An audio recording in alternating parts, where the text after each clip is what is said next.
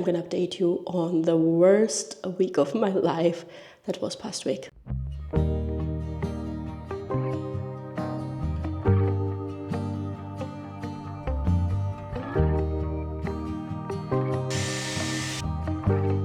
I still feel that this solidarity and standing together for the political cause, but also for family and individual hurdles, is so much more present there than here. Good morning, you lovely people. Welcome to a brand new vlog. I just got such a heartwarming message from my friend from USA praising me for the efforts of vlogging and that she truly and genuinely enjoys watching each and every one of my vlogs, and that gave me such a fuzzy, warm feeling. First, that I miss her so much, and second, the fact that she's taking of her busy schedule, being a mom as well, a time to watch my vlogs and the time to get back to me and tell that to me was so sweet. I found it very sweet and very motivating as well. Now you guys, it is 10 a.m. and I've done quite a lot already. I wanted actually to start vlogging again, very raw, very natural in the morning. I even grabbed the camera in hand when I went out, but I realized that I left the microphone at home. It was so windy outside that it would have made no sense for me to start talking to the camera. There are a few reasons why I had to head out of the door that early, like at 8:30. One of them being to pick up the redirecting from Leia's doctor to another doctor, like the nose, throat, ear doctor. What is the name in English? Anyhow, Leia has been having middle ear infection a few times already. It's something that is genetic with her because Falco is prone also to ear infections. He had it so badly entire childhood long that he needed to be operated a few times. So I don't think there is, based on my research, which you should definitely not follow because, Dr. Google is not a reliable source, but still, I'm gonna still say it. There is not much that can be done with regards to the ear infection preventively. Some kids are prone to it, and if it is meant to be, it's gonna happen anyway, but I really want to know that I did everything, got her checked if she has polyps or anything like that to sort of avoid the pain and discomfort she is getting each time when she has middle ear infection, but not only her, to refrain myself from the torture that accompanies it, meaning she doesn't want to be laid, she wants to be handheld in more like upward position and this entire night long. Yeah. So how much can one speak about one meaningless thing? Long story short, I was there for this redirection, and whilst being out there, I also grabbed myself a warm cappuccino because I deserve that. I deserve that little pamper for myself. Now you can see my hair looks bushy and the browns could actually need some toning, which maybe would not be a bad idea to do today that I have few hours for myself. But let's see about that. But what I can do is, style it a little bit so that it doesn't look like an bird's nest. And then I'm gonna update you on the worst week of my life that was past week. I bet that's a good enough cliffhanger for you to wait.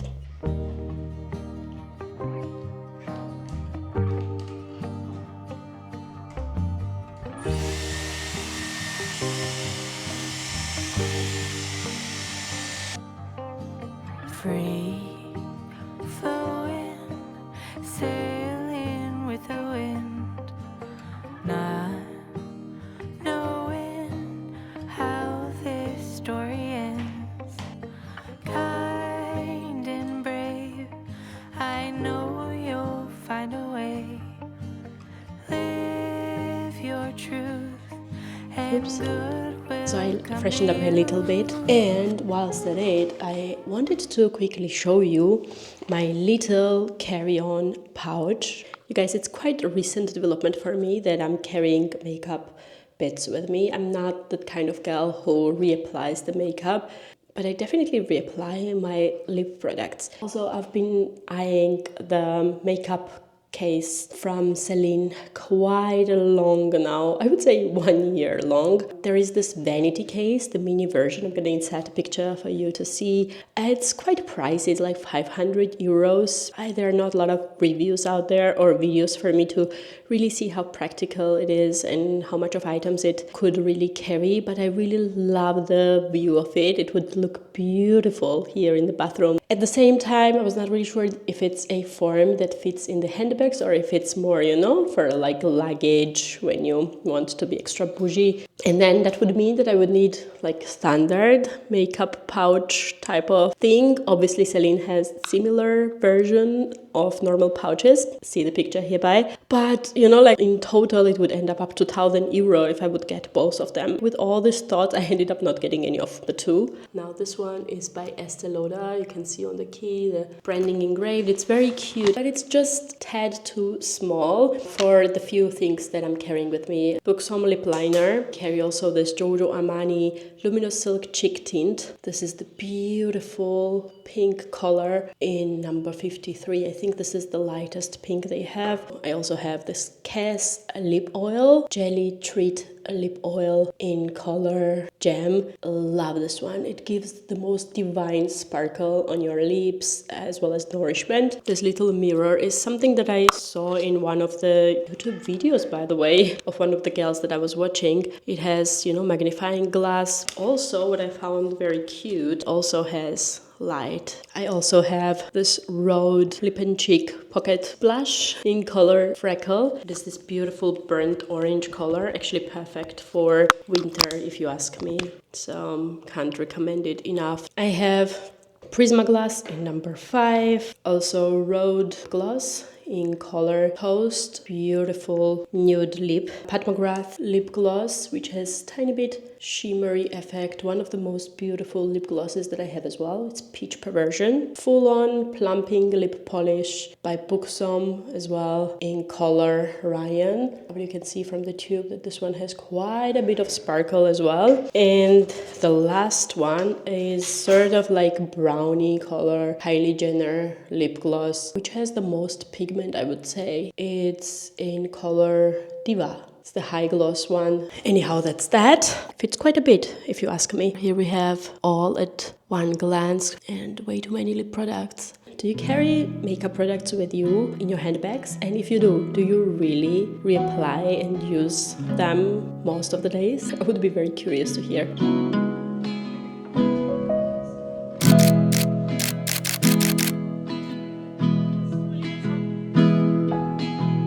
Šentvis me var pirveli, mere alleja.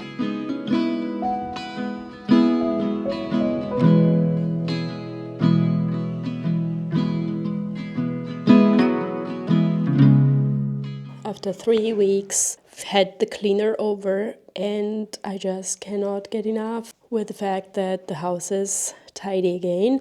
This is one thing that can really spoil my mood, so it was long overdue because of the fact that we were all sick past week.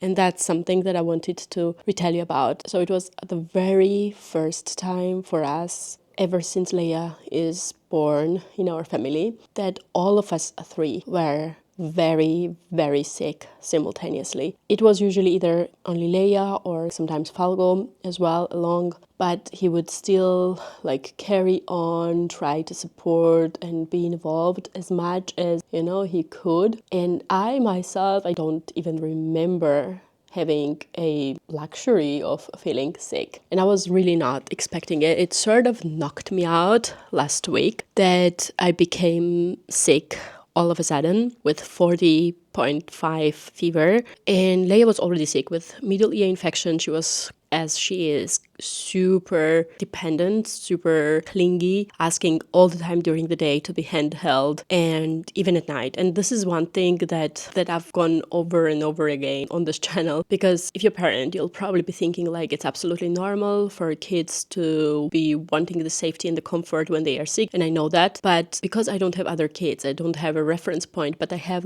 this common sense or the feeling in my gut what can be normal and what not. Her wanting to be handheld in upward position entire night long, waking up each 10-15 minutes when you try to sort of lower her at least on your arm so that you can sit, and starting the cycle all over again of crying, of demanding you to stand up, cannot be normal. There are other kids who are sick and there are other parents that I talk to, and no one has told me that their kids are behaving the same way. Yes, we all know that children are different, but it's still, there should be reasons for it. And that's one thing that I've been discussing with her doctor, and that's why we are also right now going to a specialized doctor to check her ear, nose connection thingy. So yeah, basically it was anyway super difficult with her, as it often is when she is sick. But adding up to the fact that Falco became sick with lung infection, with high fever, having no energy, no power, like getting on and off blue, which scared the shit out of me. We've had emergency doctor come 2 times and then 3rd times for me as well, because we were in such a state where we were not able to cook for her. We were not able to stand up. I never had it in my life that I was not able to stand up off the bed. And it felt like a true hell. I felt like fainting. I felt like losing my mind, losing my consciousness. At night, especially in the middle, I felt like I'm gonna fall right now. My arms felt like spaghetti. I could not hold, but I was still keeping on, continuing with this high fever, having raising warmth, or vice versa, having shivering sensation where she would not allow me to cover up because she wanted to lay on my naked body. So I felt like, what can be worse than the feeling of like shivering cold and not being able to dress yourself whilst holding the child and having this raising fever. Anyway, it sounds so over dramatizing, but when it continues through days, you have not eaten, I could not eat, you feel that you are malnutritioning your child, you feel like you might lose it right now, like meaning you might faint. There is no one, and I was continuously asking Falco, like, what are we gonna do? What one does in such situation. I'm not from this country. What is it that people do when they are all sick and don't have family close by? And he did not have answer, and I was getting an ignore, like sort of stillness from the room, which was making me even more apathic about the situation because I felt so helpless and yet so responsible. I had to keep on going, even though I felt like I could not. To be frank, it set a margin for me for another level of what you are capable of doing for your own child. I told to Falco, and I stand by every word behind it, that it was worse experience for me than birth, and my birth was disaster, continuing 3 days long, ending up with like vacuuming her out of me because I could not give birth. Anyway, to keep it short, where the epidural did not work and everything else. So just to keep it short, I did not think that anything could have topped that, but at least in that situation, I felt like that I was being cared. I felt being in the institution where they were specialized, so I had this hope and trust in them, and here I felt so helpless and so alone. And instead of being cared in the bad situation that I was finding myself, I felt like being kicked and pushed down more and more because she needed me. And yeah, yet another long ramble. But for you parents out there who are going through same, I just feel you. I cannot put in words how many thoughts throughout this week are going out for you. I don't know how it is in your countries. I would be really curious to hear. I was asking Falco afterwards as well, once we got a little bit better, and he really did not have response because he didn't know what one does in such situation. Last time I went to my healthcare provider to get the sick leave document, I asked them, that was the situation, just for me to know for the future, what is that one is supposed to do in such situation. And apparently you can call insurance and ask for like some household help type of situation. I was wondering if social services could come check on you once a day. It could be dangerous for such small kid as well. As a friend of mine legit pointed out, what if both of us would have fainted out? Who would have taken care of a 1 year and 10-month-old child? Anyway, as time passes and I keep on living in this country, I realize more and more why so many people are struggling with depression and loneliness versus developing countries like mine, where there are so many other problems. You guys, the demonstrations are still ongoing on the street. People, I feel so almost ashamed for complaining for the things I complain. Whether it's these people at 70th day are standing on the street every day after work, going out on the street to fight for their right. No rest, no excuses whatsoever. And there are a number of people illegally detained and also out of protest. What is it called? Hungering? I don't know if that's the right word. Are not taking any food out of protest. And I've been listening to one of the interviews related to this kind of protest and what it can do, what an irreversible damage it can do to your body, to your brain, and that your health will never be the same. And when you hear all that, you feel so inadequate, complaining about your flu or lung infection or anything. And I again derived from the main topic, given all that and that political situation, I still feel that this solidarity and standing together for the political cause, but also for family and individual hurdles, is so much more present there than here in the Western societies, or at least where I live in Germany. There would be no question of my parents arriving at us and helping us out. There would be no question, even though they are old and that could also impair their health. They could simply not wait. And I don't mean only my parents, my cousins, my brothers, friends. They would simply at least bring food to leave at the door. And that moral support and being there is something that is lacking so much to people, making them confined in their solitude. Anyhow, it's 11 minutes that I'm ranting about this issue, but I honestly consider it quite important. And it's probably nothing that I can solve throughout my life, but it's something that has been occupying my mind for all the parents, for all the people that go through this feeling of being alone and feeling helpless and not knowing what to do.